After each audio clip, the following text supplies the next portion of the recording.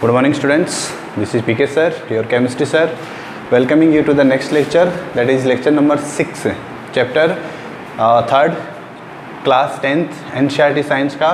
और इस चैप्टर में हम डिस्कस कर रहे हैं फ़िलहाल reaction of metals and non metals. इससे पहले इस चैप्टर में हम बहुत सी बातें डिस्कस कर चुके हैं, तो जो पुरानी चीज़ें हैं, जो पुरानी बातें हैं, उनको देखने के लिए आप आई बटन पे क्लिक कर सकते हैं। ठीक है, देखिए लास्ट वीडियो में या लास्ट क्लास में हमने डिस्कस किया था कि जो मेटल्स होती है, मेटल्स के बारे में हमें पता है कि किसको हम मेटल कहेंगे और किसको हम नॉन मेटल कहेंगे। ठीक है, लास्ट क्लास में अगर आपको याद हो तो लास्ट क्लास में हमने एक टेबल की बात की थी, और वहाँ पे उस टेबल के अंदर हमने देखा था कि कुछ गैसेस थे, कुछ एलिमेंट थे, और उन एलिमेंट्स के इलेक्ट्रॉनिक कॉन्फ़िगरेशन की बात की थी हमने। ठीक है, एक सिंपल सा मैं आपको फिर से एक रिकैप करा देता हूँ। जस्ट देखिए, ये एक एटम है और उस एटम का जो सेंट्रल पार्ट होता है, जिसको हम जनरली प्लस साइन से डिनोट करते हैं, उसके चारों ओर प्लस साइन के चारों ओर प्लस साइन जो है वो किसको डिनोट करता है? एटम का न्यूक्लियस। और इस एटम के न्यूक्लियस के अंदर दो पार्टिकल होते हैं, positive particle proton, neutral particle neutron. ठीक है, और इसके चारों ओर जो सर्कुलर पाथ होते हैं, उन सर्कुलर पाथ के अंदर जो है इलेक्ट्रॉन्स मूव करता रहता है। ठीक है, ओके स्टूडेंट्स, सो देखिए ये है आपका न्यूक्लियस, और इस न्यूक्लियस के चारों ओर around the nucleus you can see some circular path are present. ठीक है, कुछ सर्कुलर सर्कल की शेप में, कंसेंट्रिक सर्कल जो होते हैं उनकी शेप में कुछ पाथ प्रेजेंट है, जिनको हम शेल बोलते हैं। क्या बोलते हैं? शेल बोलते हैं, या इनको हम ऑर्बिट नाम भी देते हैं। सेल भी बोल सकते हैं या आप ऑर्बिट भी बोल सकते हैं। ठीक है, तो देखिए इनको नंबरिंग करने के लिए दो तरीके हैं। There are two methods for numbering of these shells और ऑर्बिट्स। जो फर्स्ट, अच्छा इनमें होता क्या है, कौन रहता है इनमें? तो इनके अंदर जो पार्टिकल्स, इम्पोर्टेंट पार्टिकल जो प्रेजेंट होता है, जिसको हम ई से डिनोट करते हैं, that is denoted by E. Okay, E that is minus E. ठीक है, तो इस माइनस ई वाले जो पार्टिकल को हम क्या बोलते हैं? इसको हम इलेक्ट्रॉन बोलते हैं। ठीक है, और ये किसी एटम के अंदर नेगेटिवली चार्ज्ड पार्टिकल माना जाता है। ठीक है, चलिए अब इनको नंबरिंग करते हैं। तो n = 1, इसका मीनिंग ये होता है कि न्यूक्लियस के पास, एटम का जो सेंट्रल पार्ट है न्यूक्लियस, उस न्यूक्लियस के जस्ट पास में जो सर्कुलर पाथ प्रेजेंट है उसको हम n = 1 बोलते हैं। फिर नेक्स्ट वाला जो है n = 2, और नेक्स्ट वाला n = 3, और उसके बाद वाला n = 4। ठीक है, n = जो 1 वाला होता है ऑर्बिट या सेल, उसको k से भी डिनोट करते हैं। n = 2 जो होता है उसको हम l से भी डिनोट करते हैं। n = 3 वाला जो है उसको हम m से डिनोट करते हैं। n = 4 जो है उसको हम n से डिनोट करते हैं, और आगे तक ये चलता जाता है। ठीक है, डिपेंडिंग अपॉन द एलिमेंट, कौन सा एलिमेंट है उसके अकॉर्डिंग ये जो सेल है इनका नंबर इंक्रीज होता है। ठीक है, चलिए इसकी बात हमने कर ली। अब देखिए, एक इलेक्ट्रॉन जो है वो न्यूक्लियस के चारों ओर प्रेजेंट होता है, न्यूक्लियस के चारों ओर उसके मूव करता रहता है। ठीक है, न्यूक्लियस के चारों ओर इलेक्ट्रॉन जो है वो क्या करता रहता है? मूव करता रहता है। और इलेक्ट्रॉन जो है वो न्यूक्लियस के चारों ओर मूव क्यों करता रहता है? क्योंकि इलेक्ट्रॉन और न्यूक्लियस के अंदर जो प्रेजेंट पॉजिटिव चार्ज है उनमें क्या होता है? फोर्स ऑफ अट्रैक्शन होता है, इसीलिए। ठीक है, चलिए अगर हम किसी पर्टिकुलर एलिमेंट की बात करें, तो जैसे यहाँ पर आपकी बुक के अंदर एक टेबल बना हुआ है, टेबल 3.3। लास्ट क्लास में भी हमने इसके बारे में डिस्कस किया था। टेबल 3.3 जो है वो आपके लिए इम्पोर्टेंट है। वाई इम्पोर्टेंट है? क्योंकि यहाँ पर इस टेबल में कुछ एलिमेंट्स के इलेक्ट्रॉनिक अरेंजमेंट को इसमें बताया गया है। ठीक है, जैसे इसमें फर्स्ट एग्जांपल जो दिया है वो है हीलियम का। हमें मालूम है हीलियम जो है उसका एटॉमिक नंबर होता है 2। हीलियम का एटॉमिक नंबर कितना होता है? 2 होता है। जो ब्रैकेट में मैंने लिखा है ये इसका एटॉमिक नंबर है। ठीक है, अब जब हम इसमें इलेक्ट्रॉन्स फिल करते हैं तो हमें पता है कि न्यूक्लियस के चारों ओर जो n = 1 वाला सेल होता है, the shell present around the nucleus, okay, nearest, that is n equal to 1, और उसके अंदर 2 इलेक्ट्रॉन आते हैं यहाँ पर, ठीक है। फर्स्ट सेल के अंदर 2 इलेक्ट्रॉन फिल करते हैं, तो ये जो वैल्यू है वो के सेल में प्रेजेंट है, ठीक है। अगर इसकी L और M और N की बात करें तो L खाली है, M खाली है, N खाली है। क्यों? क्योंकि हीलियम के पास 2 इलेक्ट्रॉन है, हीलियम के पास मैक्सिमम 2 इलेक्ट्रॉन है, 2 से ज़्यादा हो ही नहीं सकता, तो इसलिए इसका जो 2 इलेक्ट्रॉन है वो फर्स्ट वाले सेल में हमने अकोमोडेट किया है, ठीक है। हीलियम के बाद में अगर हम नेक्स्ट एलिमेंट की बात करें तो उसका नाम है नियोन। हमने नियोन, हीलियम इनकी बात क्यों कर रहे हैं? क्योंकि ये कुछ स्पेशल टाइप के एलिमेंट्स हैं, these are some special type of elements, that's why we are talking about this. Neon जो है उसका एटॉमिक नंबर 10 होता है, हमें मालूम है, और इसका जब हम इलेक्ट्रॉनिक कॉन्फ़िगरेशन लिखेंगे तो फर्स्ट ऑर्बिट में या फर्स्ट सेल में तो 2 इलेक्ट्रॉन आएंगे, ठीक है, 2 फिल कर दिया हमने। अब 2 के बाद में 8 इलेक्ट्रॉन और बच गया, किसके पास? नियोन के अंदर। फर्स्ट सेल में जो इसका फर्स्ट ऑर्बिट है उसमें 2 इलेक्ट्रॉन है, और उसके बाद वाला जो इलेक्ट्रॉन का जो सेल है उसमें हमें 8 इलेक्ट्रॉन फिल करना है, ठीक है।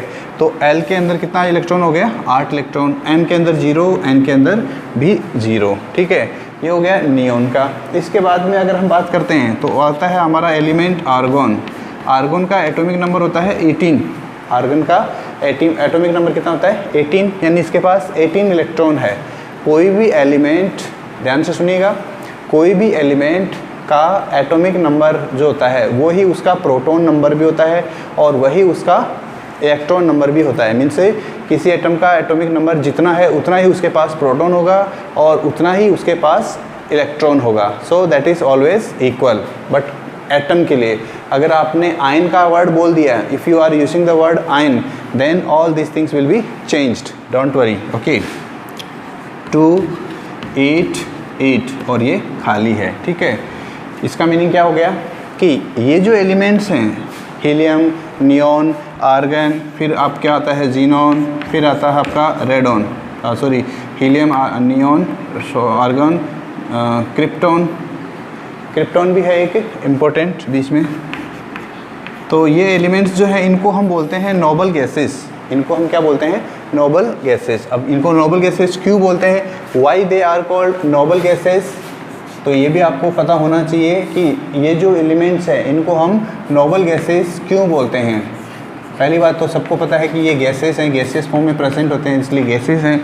देखिए अर्लियर इनके अंदर क्या होता है कि इनकी केमिकल रिएक्टिविटी जो होती है वो बहुत ही कम होती थी, या जब इनकी डिस्कवरी हुई थी उस समय तो ये केमिकली इनएक्टिव मानते थे इनको, केमिकली इनर्ट, इनर्ट भी बोल सकते हो आप और इनएक्टिव भी बोल सकते हो, both are correct, chemically inert या इनएक्टिव, ठीक है।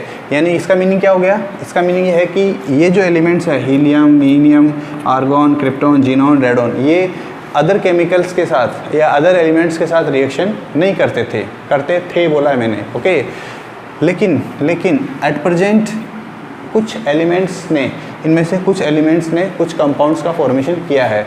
तो उस समय के कारण जब उस समय पर इनकी केमिकल नेचर के बारे में पता नहीं था, तो उस समय इनको नोबल गैस या नोबल एलिमेंट्स का नाम दिया गया, ठीक है। नेक्स्ट बात करते हैं हम सोडियम की। चलिए, सोडियम हमारा एलिमेंट है। अब देखिए इससे एक इम्पोर्टेंट कॉन्सेप्ट क्या निकाला गया, इन नोबल गैसेस की जो इलेक्ट्रॉनिक स्ट्रक्चर है, ये जो अरेंजमेंट जो है इसको हम बोलते हैं इलेक्ट्रॉनिक अरेंजमेंट, इलेक्ट्रॉनिक अरेंजमेंट, और इसको हम इलेक्ट्रॉनिक कॉन्फ़िगरेशन भी बोलते हैं, ठीक है।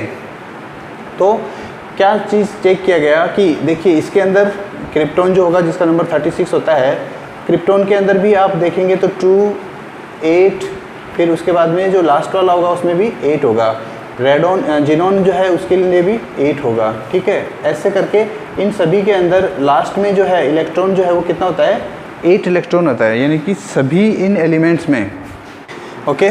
सो हम बात कर रहे थे इन एलिमेंट्स की, और इन एलिमेंट्स के अंदर, इन एलिमेंट्स के एटम के अंदर क्या स्पेशल थिंग है कि यहाँ पर इनके आउटर मोस्ट सेल में, आउटर मोस्ट सेल का मीनिंग क्या होता है? जिस शेल के अंदर एटम का सबसे लास्ट इलेक्ट्रॉन प्रेजेंट है उस सेल की बात करते हैं, ठीक है। तो उस सेल में देखिए हीलियम की अगर बात करें तो यहाँ पर इसके आउटर मोस्ट सेल में 2 इलेक्ट्रॉन है, नियोन की बात करें तो 8 electron, then in case of argon it is 8 electron, then this is 8 electron. Mean से इन सभी एलिमेंट्स के एक्सेप्ट हीलियम 8 इलेक्ट्रॉन है, ठीक है। तो एक रूल बनाया गया, एक ऑक्टेट लॉ बनाया गया, और ऑक्टेट लॉ जो होता है वो क्या कहता है, ऑक्टेट लॉ।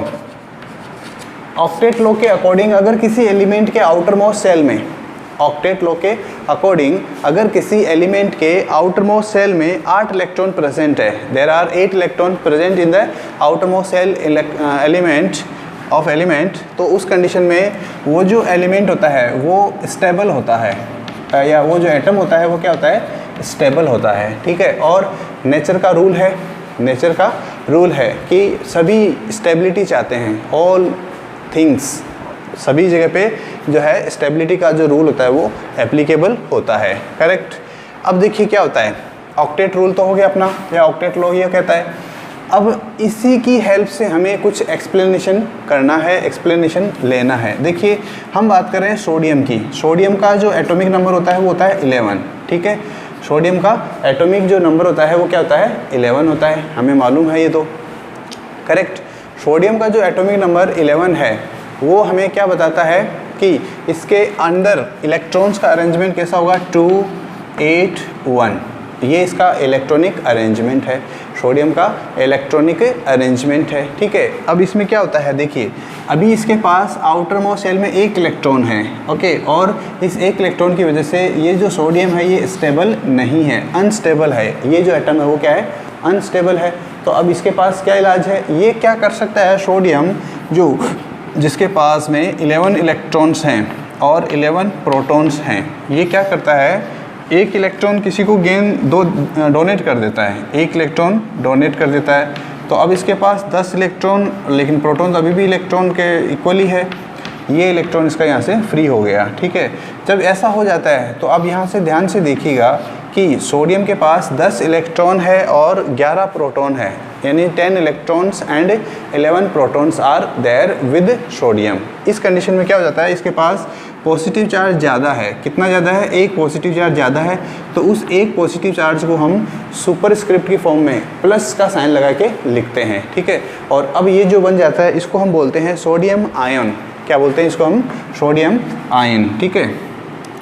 अब इस सोडियम आयन के पास आउटर मोस्ट सेल में कितना इलेक्ट्रॉन बचा है, 8 इलेक्ट्रॉन, और 8 इलेक्ट्रॉन बनने के बाद में ये इस सोडियम एटम से, जिसके पास में कितना इलेक्ट्रॉन था, 1 इलेक्ट्रॉन था आउटर मोस्ट सेल में, अब ये कुछ स्टेबल हो गया है, इसको आप ऐसे लिख सकते थे, ये 281 था, इसमें आउटर मोस्ट सेल में 1 इलेक्ट्रॉन, इसके पास में 1 इलेक्ट्रॉन इसने लूज़ कर दिया, इलेक्ट्रॉन इसको डोनेट कर दिया किसी को, तो अब इसके पास में आउटर मोस्ट सेल में 8 इलेक्ट्रॉन बचा है, ठीक है। 8 इलेक्ट्रॉन बचने के बाद में ये बन गया सोडियम, इसको आयन भी बोल सकते हो आप, और इसको सोडियम कैटायन भी बोलते हैं, ठीक है। एक ऐसा ही एलिमेंट और है जिसकी हम बात कर रहे हैं, और उसका नाम है Cl। Cl stands for chlorine, chlorine का सिंबल है। क्लोरीन के पास 17 इलेक्ट्रॉन होता है टोटल, क्लोरीन का एटॉमिक नंबर भी 17 है, हमें मालूम है। चलिए इसके इलेक्ट्रॉनिक कॉन्फ़िगरेशन को हम ऐसे लिखते हैं 287, यानी कि फर्स्ट वाला जो ऑर्बिट है इसके चारों तरफ, जो फर्स्ट ऑर्बिट है उसमें 2 इलेक्ट्रॉन, सेकंड वाले ऑर्बिट के अंदर 8 इलेक्ट्रॉन, और थर्ड वाले ऑर्बिट के अंदर 7 इलेक्ट्रॉन, ठीक है। ये हो गया इसका अरेंजमेंट।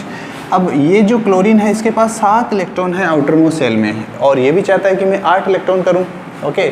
सभी एटम्स स्टेबिलिटी चाहते हैं, ये भी चाहता है कि मैं स्टेबल बनूं, अभी तो ये अनस्टेबल है।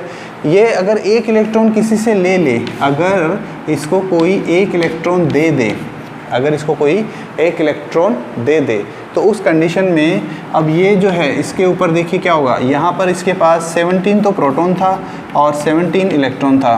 प्रोटॉन के ऊपर पॉजिटिव चार्ज मानते हैं, इलेक्ट्रॉन के ऊपर नेगेटिव चार्ज मानते हैं, ठीक है। तो चार्ज कैसा, टोटल चार्ज कितना, 0, न्यूट्रल था।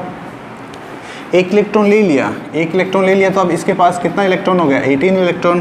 प्रोटॉन तो अभी भी उतना ही है, क्योंकि प्रोटॉन का एक्सचेंज तो किया नहीं है इसने, और प्रोटॉन का एक्सचेंज होता भी नहीं है, ठीक है। और अब इसके पास इलेक्ट्रॉन कितना हो गया, 288, ये इसका अरेंजमेंट हो गया। अब इस कंडीशन में देखिए इसका जो है आउटर मोस्ट सेल, उसमें 8 इलेक्ट्रॉन आ गया, और ये बन गया 1 इलेक्ट्रॉन ज़्यादा होने से नेगेटिव चार्ज, इसके ऊपर नेगेटिव चार्ज आ गया, करेक्ट। इस आयन को हम बोलते हैं क्लोराइड आयन, क्या बोलते हैं इसको हम, क्लोराइड।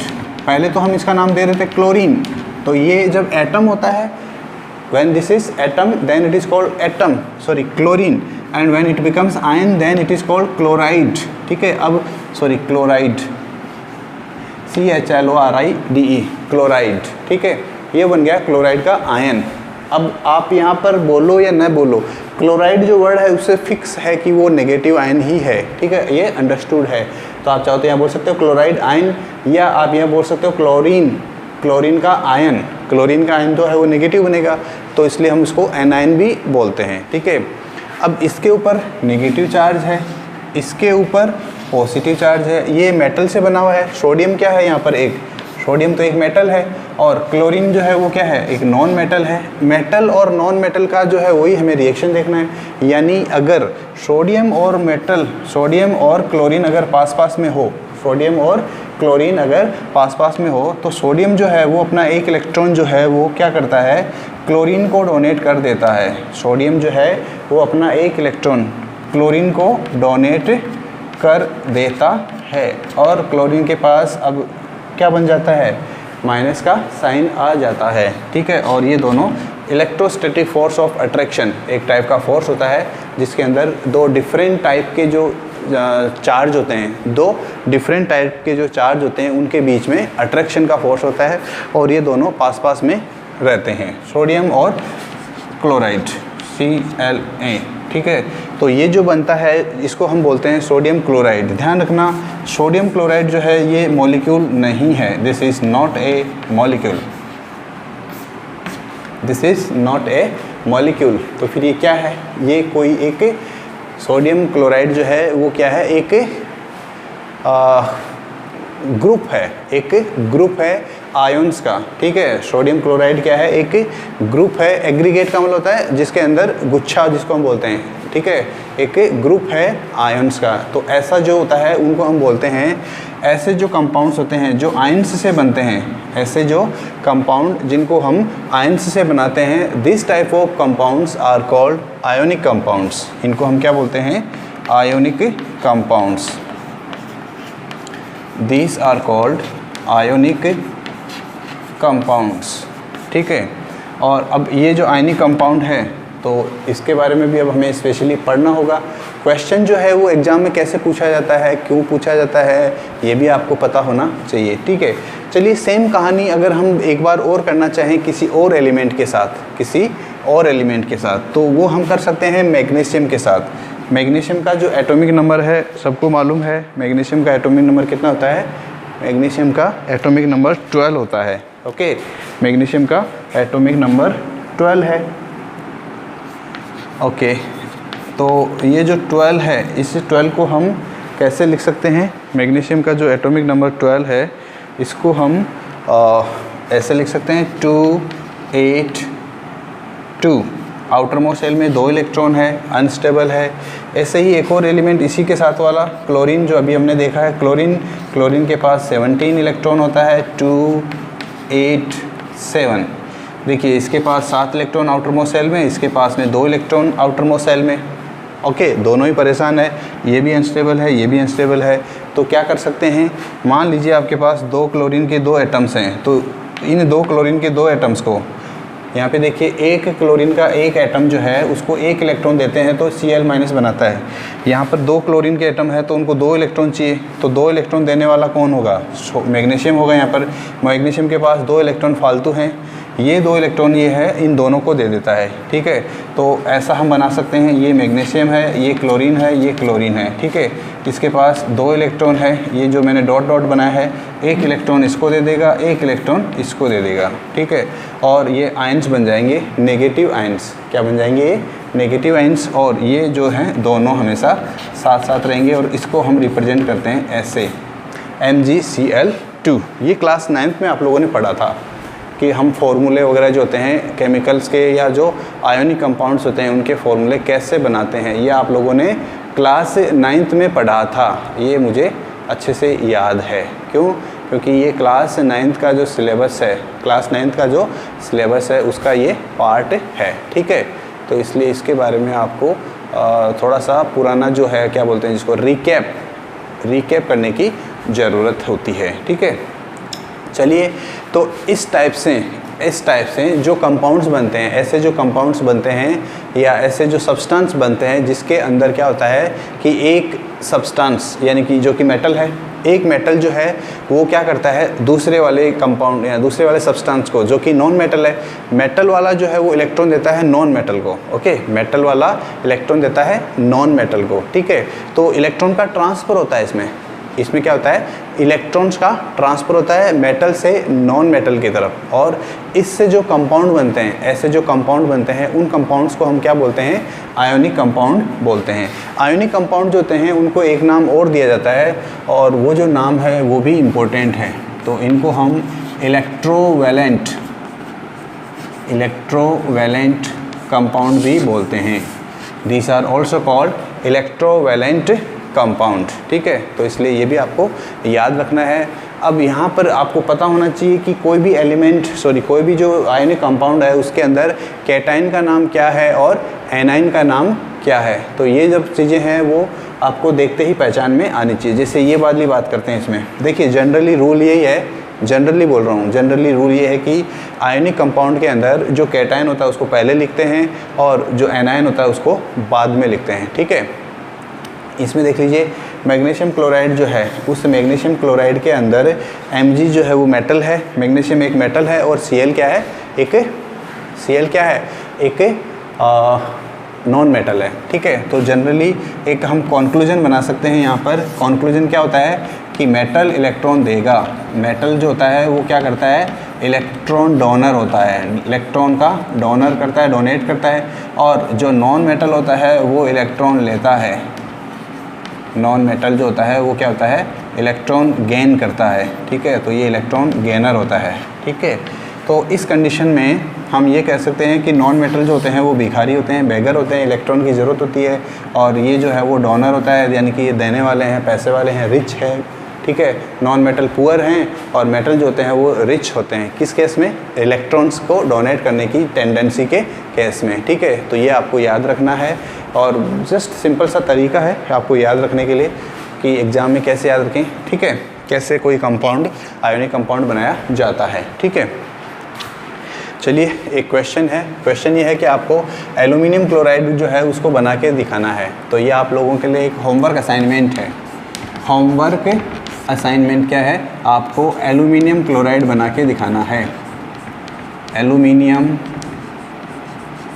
क्लोराइड ये आपको इलेक्ट्रॉनिक स्ट्रक्चर के बेसिस से बना के दिखाना है। ठीक है, एल्यूमिनियम क्लोराइड ये आपको इसकी तरह, जैसे मैंने यहाँ पर ये इतना सारा जो काम किया है, in this way you have to make it electronic configuration या इलेक्ट्रॉनिक अरेंजमेंट को बताते हुए। ठीक है, तो उम्मीद है आप लोग सभी ऐसा कर ही लेंगे। ठीक है, अब ये जो आयनिक कंपाउंड्स हमने देखे हैं, आयनिक कंपाउंड्स तो हमने बना लिया। अब क्या इन आयनिक कंपाउंड्स के अंदर कुछ स्पेशल चीज़ है या हमें इनको क्यों पढ़ना पड़ रहा है? ओके, तो प्रॉब्लम ये है कि हमारे आसपास में बहुत सारे ऐसे सब्सटेंसेज हैं around us, there are many compounds और there are many substances which come under the category of this ionic compound. तो हमें इसलिए इनके बारे में डिस्कस करना, इनके बारे में डिटेल में स्टडी करना ज़रूरी है। ठीक है, अगर हम कुछ सैंपल्स की बात करें, कुछ सैंपल्स जो हमारी केमिस्ट्री लैब के अंदर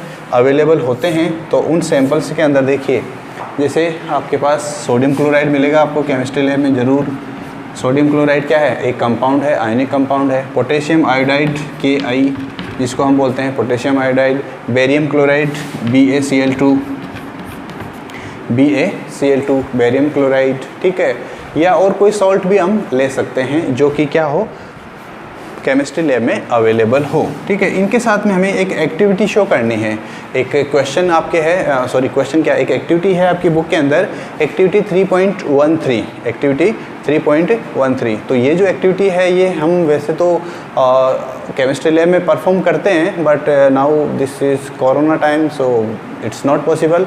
फिर भी हम जब ट्राई करेंगे when you comes here. Okay, तो इस एक्टिविटी के अंदर क्या होता है, देखिए इस एक्टिविटी में सबसे पहले क्या करते हैं कि जो इतने भी हमने ये जो 3 नाम लिए हैं, सोडियम क्लोराइड, पोटेशियम आयोडाइड और बेरियम क्लोराइड, इनकी कुछ अमाउंट को क्या करते हैं, लेते हैं।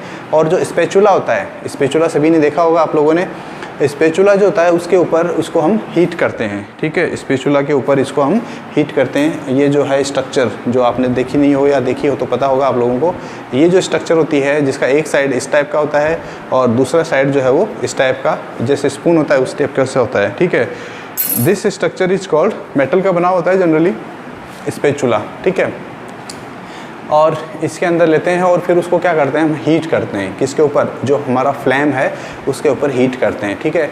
ये जो एक्सपेरिमेंट है या जो एक्टिविटी है वो तीनों के साथ में करना है, ठीक है। फिर सेकंड राउंड में क्या करते हैं, इसके साथ में जो ऑब्जर्वेशन तो चल ही रहा है, अब इसमें ये भी चेक करते हैं कि कौन सा जो कंपाउंड है वो मेल्ट कर गया है। मेल्ट करने का मतलब होता है पिघल जाना, ठीक है।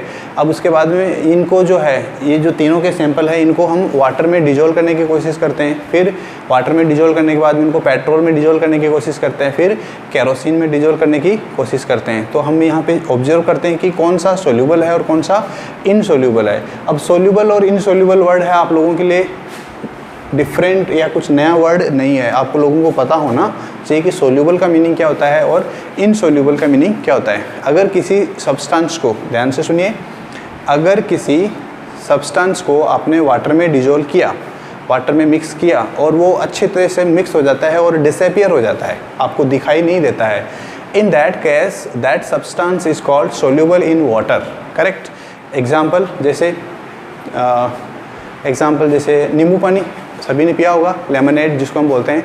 लेमनेड जो होता है उसको बनाने के लिए सिंपल सा तरीका है, ग्लास टम्बलर या कोई कंटेनर लेते हैं, उसके अंदर वाटर डालते हैं, उसमें लेमन जूस या नींबू का जो रस होता है वो निकाल के डालते हैं और उसके बाद में क्या करते हैं हम, जो है आपका वाटर के अंदर लेमन जूस मिला दिया, उसके बाद में उसमें शुगर मिलाते हैं हम, शुगर, ठीक है। और उसको हम स्टर करते हैं, घुमाते हैं, हिलाते हैं, ठीक है। और कुछ देर बाद हम देखते हैं कि शुगर इज़ डिसअपियर्ड, शुगर गायब हो जाता है। कहाँ चला गया शुगर, गायब हो गया। फिर कुछ लोग टेस्ट के लिए उसमें सॉल्ट भी डालते हैं, लौंग भी डालते हैं और फिर उसको भी हिलाते हैं, उसको भी स्टर करते हैं, वो भी गायब हो जाता है। इसका मतलब ये जो दोनों चीज़ हैं, सॉल्ट और शुगर, ये दोनों ही वाटर में गायब हो जाती है, मिक्स करने पर, डिजोल्व करने पर मिक्स हो जाती है। इसका मतलब ये दोनों वाटर में सोल्यूबल है। इनके साथ में भी हमें यही चेक करना था क्या, कि सोडियम क्लोराइड तो अभी मैंने बता ही दिया, पोटेशियम आयोडाइड सोल्यूबल है या नहीं है, बेरियम क्लोराइड सोल्यूबल है या नहीं है, ठीक है। फिर तीसरा काम जो है वो करते हैं इनका कंडक्टिविटी को चेक करना। अब कंडक्टिविटी चेक करने के लिए क्या होता है, हमें एक इलेक्ट्रिक सर्किट बनाना होता है, एक इलेक्ट्रिक सर्किट या एक इलेक्ट्रिक अरेंजमेंट हमें बनाना होता है, ठीक है। इस इलेक्ट्रिक अरेंजमेंट के अंदर हमें क्या करना है, देख सकते हैं आप आपकी पिक्चर के अंदर, इस डायग्राम के अंदर देखिए, इस डायग्राम के अकॉर्डिंग ये जो कंटेनर है, जो बीकर है, इस बीकर के अंदर दो मेटल के बने हुए, ये जो दो स्टैंड बनाए हुए हैं मेटल के, इस बीकर के अंदर ये जो मेटल के बने हुए बीकर हैं, जो वायर्स हैं, इनको हम बोलते हैं इलेक्ट्रोड, ठीक है। इनको हम बोलते हैं इलेक्ट्रोड। और इन इलेक्ट्रोड को हम वायर की हेल्प से, एक बल्ब से, इलेक्ट्रिक बल्ब जो होता है उससे, और एक स्विच जो कि हम की बोलते हैं जिसको, बटन या स्विच बोलते हैं जिसको, और इसके अलावा इसको हम वायर से कनेक्ट कर देते हैं, ठीक है। अब उसके बाद में क्या करते हैं, जो बीकर है उसके अंदर इसका सॉल्यूशन बनाते हैं, पहले सोडियम क्लोराइड का सॉल्यूशन बना के और उस बीकर में फिल कर देते हैं, और फिर जब स्विच को ऑन करते हैं तो हम देखते हैं कि जो बल्ब है वो ग्लो करता है या नहीं करता है, कंडीशन करता है या नहीं करता है। दूसरा, फिर नेक्स्ट कंडीशन में पोटेशियम आयोडाइड को चेक करते हैं कि पोटेशियम आयोडाइड का जो सॉल्यूशन है, सॉल्यूशन का मतलब पोटेशियम आयोडाइड को वाटर में मिक्स करके उसको चेक करते हैं कि हाँ इसके साथ क्या हुआ, करेक्ट। बेरियम क्लोराइड को भी ऐसे ही चेक करते हैं, ठीक है। तीनों ही केस में हम क्या ऑब्जर्व करते हैं, ये हमें आपको इस एक्सपेरिमेंट से या इस एक्टिविटी से अपने को पता लगाना होता है, ठीक है। आपके बाद में, इसके बाद में एक टेबल है आपकी बुक के अंदर, एक टेबल है, टेबल 3.4, टेबल 3.4। ये टेबल 3.4 जो है ये हमें बताता है मेल्टिंग पॉइंट और बॉइलिंग पॉइंट के बारे में, करेक्ट।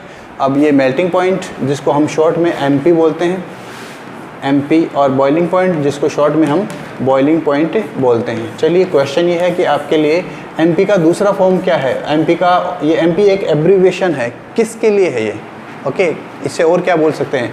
और BP जो एब्रीविएशन है वो और हम किसके लिए यूज़ करते हैं। अगर हम यहाँ केमिस्ट्री की बात करें तो केमिस्ट्री में तो MP का मतलब मेल्टिंग पॉइंट, BP का मतलब बॉइलिंग पॉइंट, लेकिन और कहीं पे इनका कुछ और भी फुल फॉर्म होता है। सभी लोग अपना आंसर चैट बॉक्स में बताइए, देखते हैं कौन बताता है। ठीक है, चलिए मेल्टिंग पॉइंट का मीनिंग क्या होता है? सिंपल सा है मेल्टिंग पॉइंट का मतलब कि किसी सॉलिड सब्सटेंस को, देखिए ये मेरे पास सॉलिड सब्सटेंस है चॉक पीस, इसको अगर आप हीट करोगे, इसको आप हीट करोगे तो अगर ये एक आयनिक कंपाउंड है, अगर ये एक आयनिक कंपाउंड है तो इसके अंदर आयंस होंगे, इसके अंदर ऑफ कोर्स आयंस होंगे, और जब आप हीट करोगे तो वो जो आयंस जो पास पास में है आप उनको दूर करोगे, उनको आपको दूर करना है। दूर करने के लिए अपने आप तो वो होंगे नहीं, क्योंकि वो अट्रैक्शन है, एक electric force, electrostatic force of attraction है, और उसको आपको हटाना है, उस फोर्स को तोड़ना है। ठीक है, उस फोर्स को तोड़ने के लिए आपको हीट करना पड़ता है। ठीक है,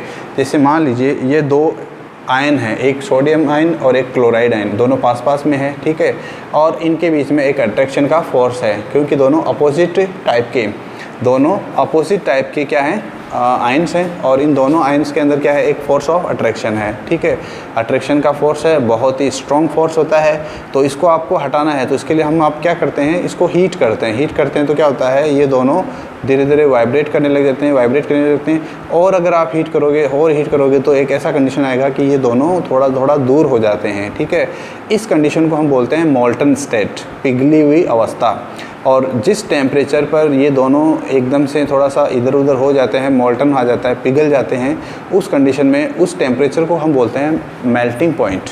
ठीक है, फर्स्ट सॉलिड फॉर्म था, इसको आपने हीट किया, हीट करने पर ये दोनों आपस में क्या करते हैं, थोड़ा सा मूवमेंट करते हैं, या इनका वाइब्रेशन स्टार्ट होता है। फिर और अगर हीट करते हैं तो ये दोनों थोड़ा थोड़ा दूर हो जाते हैं, लेकिन फिर भी अभी भी पास में है। करेक्ट, और जिस टेम्परेचर पर एक सॉलिड सब्सटेंस लिक्विड स्टेट में कन्वर्ट हो जाता है, उस टेम्परेचर को हमने बोल दिया melting point. Correct, second case में अब जैसे मान लीजिए ये मेल्टिंग पॉइंट आ गया, इनका मेल्टिंग पॉइंट पे ये दोनों अलग अलग हो गए, दोनों पास पास में, और हीट करेंगे तो क्या होगा, अभी भी इनके बीच में जो थोड़ा सा अट्रैक्शन है वो हट जाएगा, और अट्रैक्शन हट जाएगा तो ये दूर चले जाएंगे, और जब ये दूर चले जाएंगे उस कंडीशन में ये क्या बन जाएगा, गैस बन जाएगा। ठीक है, एक मॉलिक्यूल इधर जा रहा है, एक मॉलिक्यूल इधर जा रहा है, कि कौन सा मॉलिक्यूल किधर जा रहा है पता ही नहीं चलता है। ठीक है, उस कंडीशन में उस टेम्परेचर को हम बोलते हैं बॉइलिंग पॉइंट। ठीक है, बॉइलिंग पॉइंट का मतलब क्या होता है, जिसके अंदर ये जो मॉलिक्यूल्स होते हैं वो उबलने लग जाता है, या जो आपका लिक्विड होता है, जब आप इसको मेल्ट करते हो तो पिघल जाता है, लिक्विड में आ जाता है, लिक्विड को आप ओवर हीट करोगे तो ये बॉइलिंग पॉइंट बन जाता है। तो ये टेबल जो है वो आपको लर्न नहीं करना है, यानी कि रटना नहीं है कि ये डेटा जो है मेल्टिंग पॉइंट किसका कितना होता है, that is not important for us. ठीक है, हमें सिर्फ इसका ये याद रखना है कि मेल्टिंग पॉइंट जो होता है आयनिक कंपाउंड का वो ज़्यादा होता है। जैसे फॉर एग्जांपल सोडियम क्लोराइड की बात करें हम, सोडियम क्लोराइड जिसको हम नमक भी बोलते हैं, सॉल्ट बोलते हैं, कॉमन सॉल्ट, टेबल सॉल्ट। ठीक है, इसका मेल्टिंग पॉइंट देखिए बुक के अंदर 1074 K। ये K क्या भला है, what is this K? 1074 K, ये K क्या है, व्हाट इज़ K, कौन बताएगा? लेट अस सी K का फुल फॉर्म क्या होता है, K का मीनिंग क्या होता है। 1074 K लिखा हुआ है, K का मीनिंग क्या है। ठीक है, देखते हैं कौन बताता है। और ये तो हो गया इसका मेल्टिंग पॉइंट।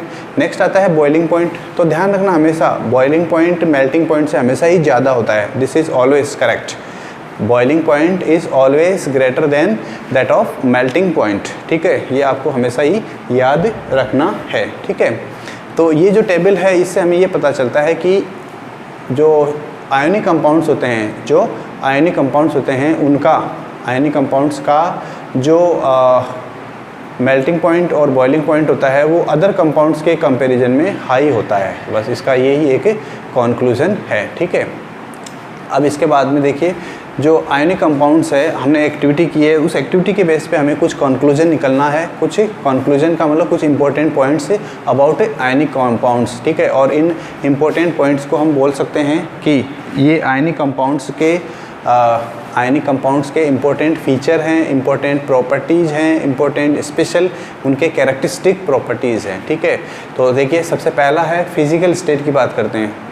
जो भी मैं बोल रहा हूँ वो सब आपकी बुक के अंदर लिखा हुआ है, तो इसलिए उसको ज़्यादा से again to write on the board that is not important. ठीक है, मैं डायरेक्टली आपको मुँह से बोल के बता रहा हूँ। ठीक है, तो फर्स्ट पॉइंट जो है वो है फिजिकल स्टेट, या इसको हम फिजिकल नेचर भी बोल सकते हैं। ठीक है, तो आयनिक कंपाउंड्स जो होते हैं वो सॉलिड स्टेट में होते हैं। अभी हमने देखा था सोडियम क्लोराइड, नमक सभी ने देखा है, शुगर सभी में देखा है। ठीक है, ये सब जो है sugar is not an ionic compound. ठीक है। आयनिक कंपाउंड यानी जो सॉल्ट हैं, जितने भी जो हमने एग्जांपल देखे हैं, सॉल्ट जो होते हैं वो सॉलिड फॉर्म में होते हैं, ठीक है, सॉलिड फॉर्म में होते हैं और जनरली हार्ड होते हैं, जनरली हार्ड होते हैं। हार्ड क्यों होते हैं? क्योंकि यहाँ पर ये जो स्ट्रॉन्ग फोर्स होता है जो दोनों को बाइंड करके रखता है, ठीक है, उसकी वजह से पॉजिटिव आयन और नेगेटिव आयन के अंदर एक इलेक्ट्रोस्टैटिक फोर्स ऑफ अट्रैक्शन होता है, उसकी वजह से ऐसा होता है, ठीक है। और ब्रिटल होते हैं। ब्रिटल का मतलब क्या होता है कि अगर आप इसके ऊपर थोड़ा सा भी हिट करते हैं, किसी हार्ड सरफेस पे इसको हिट करते हैं या इसको ड्रॉप करते हैं, तो ये जो सॉल्ट होगा ये अपने पार्ट्स में टूट जाता है, ठीक है, छोटे छोटे पीसेस में टूट जाता है, ठीक है, जब इसके ऊपर आप किसी हैमर से या किसी भी हैवी चीज़ से इसके ऊपर हिट करते हैं तो, ठीक है। सेकेंड पॉइंट की बात करें, MP and BP, melting point and boiling point, तो जनरली जो आयनिक कंपाउंड्स होते हैं ना, उनका जो MP BP होता है ना, वो बहुत ज़्यादा होता है। बहुत ज़्यादा क्यों होता है? क्योंकि हमें पता है इनके जो कंपाउंड्स होते हैं, आयनिक कंपाउंड्स होते हैं, वो आयंस से बने होते हैं और आयंस के अंदर स्ट्रॉन्ग फोर्स होता है, इलेक्ट्रोस्टैटिक फोर्स ऑफ अट्रैक्शन, ठीक है।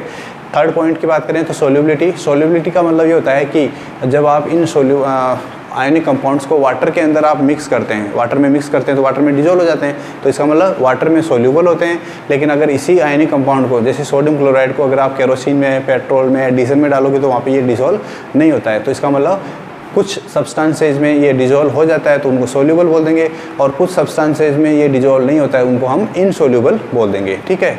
तो जिसमें ये डिजोल्व हो जाता है, जिस लिक्विड में ये डिजोल्व हो रहा है, उस लिक्विड को हम सॉल्वेंट वर्ड यूज़ करते हैं, ठीक है। इलेक्ट्रिसिटी की बात करें तो सभी के सभी all the solutions which are made up from solid ionic compound वो इलेक्ट्रिसिटी का कंडक्शन करते हैं, ठीक है। और यहाँ पर जो इलेक्ट्रिसिटी का कंडक्शन होता है वो यहाँ पर क्या होता है कि जब आप सोडियम क्लोराइड को वाटर में डालते हो तो इसके जो आयन्स होते हैं ना वो दूर दूर हो जाते हैं, ठीक है, और एक आयन इधर जाता है, एक आयन इधर जाता है, ठीक है, अपोजिट साइड में चलते हैं। एक अगर माइनस वाला आयन इधर जा रहा है तो सोडियम यानी कि पॉजिटिव वाला इधर जाएगा, दोनों अपोजिट डायरेक्शन में मूव करते हैं। तो यहाँ पर आयन्स का मूवमेंट होता है, किसका मूवमेंट होता है? आयन्स का मूवमेंट होता है, और इस आयन्स के मूवमेंट की वजह से यहाँ पर इलेक्ट्रिसिटी का फ्लो होता है, ठीक है। तो ये भी आपको याद रखना है, ठीक है। और सेम ये जो चीज़ है वही होती है किसमें? मॉल्टन स्टेट में भी। मॉल्टन स्टेट का मतलब क्या होता है? जिसमें वाटर नहीं होता है, सिर्फ सोडियम क्लोराइड ही होता है प्रेजेंट, वहाँ पर वाटर की एब्सेंस होती है, तो उसको हम बोलते हैं मॉल्टन स्टेट। उस कंडीशन में भी वहाँ पर दो टाइप के आयन्स होते हैं, ठीक है। तो ये था reactions of metals and non metals, important है। इसके बाद में आपकी बुक के अंदर देखिए क्वेश्चन दिया हुआ है, 2 क्वेश्चन से। तो सभी स्टूडेंट्स, रिक्वेस्ट करता हूँ मैं सभी स्टूडेंट्स से कि ये क्वेश्चन नंबर 1 और क्वेश्चन नंबर 2 जो है उनका जो आंसर है वो अपने नोटबुक में लिखिए और मुझे या जो आपके क्लास टीचर, सब्जेक्ट टीचर है उनको शो कीजिए, ठीक है। इसके बाद में जो है नेक्स्ट क्लास में हम बात करेंगे अकरेंस ऑफ मेटल्स, ठीक है। नया टॉपिक, नई क्लास, नए दिन की शुरुआत के साथ करेंगे, ठीक है। तो ये है आज की क्लास के लिए end. This is the end of the class for today. Meeting you in the next class. Till then take care, keep yourself safe and bye bye.